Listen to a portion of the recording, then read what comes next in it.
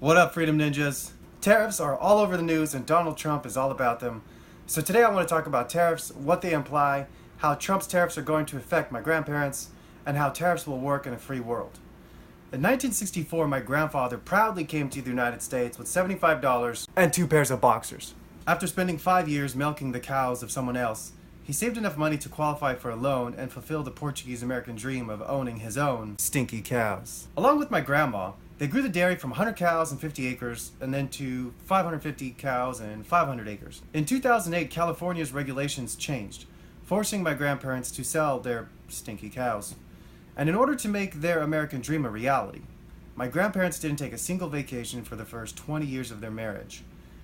And California's government regulations seized that dream. Now, if you fast forward to 2015, they still own the land and they decide to plant almond trees which are coming into production this year. Now, they expect to make a profitable crop, but at least they used to. And this was before President Trump's tariffs.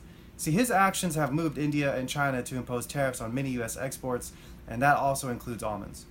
My grandparents employ 5 hardworking people whose livelihoods are now at risk if they, due to political tariffs, cannot find a buyer for the almonds. Today we're discussing tariffs and free trade, but I think what we're really talking about is human respect.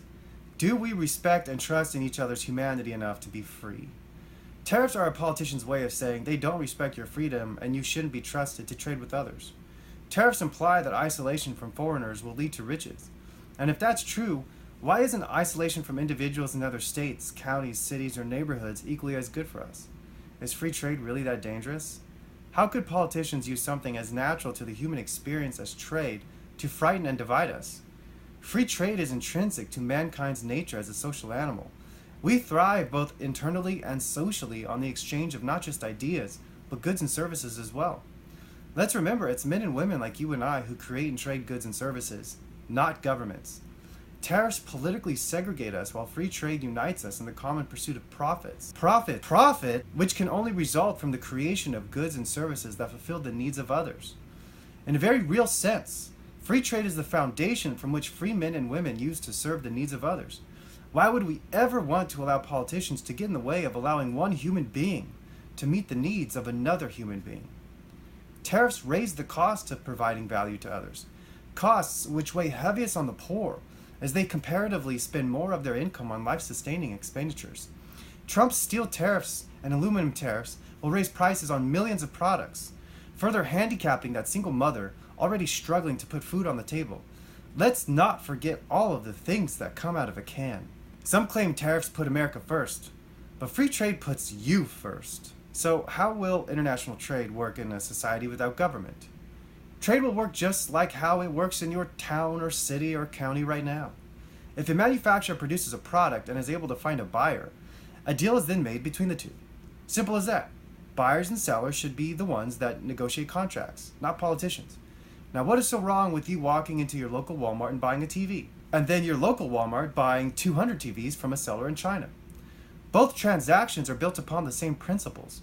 One person wanting to buy and another person wanting to sell. Trade is that simple.